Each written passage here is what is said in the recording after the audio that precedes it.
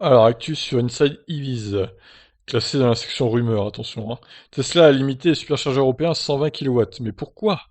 Alors pourquoi, c'est la question. Certains propriétaires pensent que cela a un rapport avec les fortes chaleurs, mais Tesla ne dit rien.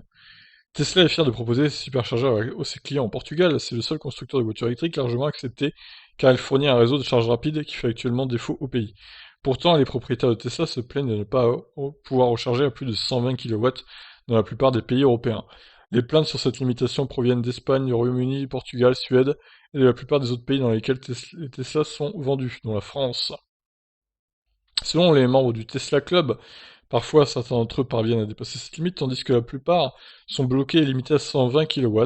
Certains sont encore plus précis dans la description et disent que les voitures ne peuvent atteindre que 117, même lorsqu'il n'y a aucune autre voiture en charge. Ah, ça c'est vraiment étonnant, oui, effectivement.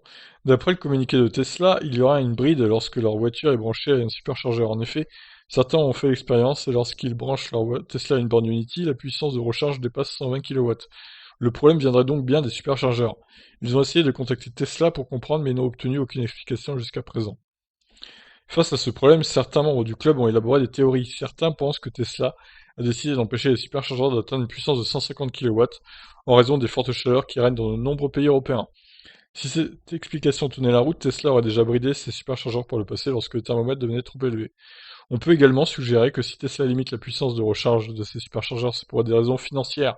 Mais en réalité, la seule partie capable d'expliquer quoi que ce soit est Tesla. Va-t-il au moins expliquer aux propriétaires et aux membres du club les raisons de ces restrictions? Avez-vous eu l'impression que la puissance de chargement de votre Tesla a été limitée récemment? Si c'est le cas, mettez-le en commentaire sous ma vidéo élective. Évidemment, pas sous Inside EVs France sur Facebook. Non, non, mais c'est vrai que c'est assez bizarre ça quand même. Je sais pas si ceux qui me suivent, qui ont une Tesla, vous avez été victime de ce bridage au superchargeur, mais il est vrai que, oui, on voit un screen, hein, effectivement, la batterie est pas beaucoup remplie, il n'y a pas le pourcentage là pour le coup, ça doit être autour de 25%, je pense. Et elle charge qu'à 116 kW. Bon, on ne sait pas s'il y a une autre voiture à côté ou pas, hein, c'est le problème, mais en tout cas, voilà. Il y a effectivement un bridage autour de 120, quoi. Et pas sur Unity, donc ça vient bien des superchargeurs. Étrange, étrange, je vous laisse réagir, qu'en pensez-vous? Ciao ciao!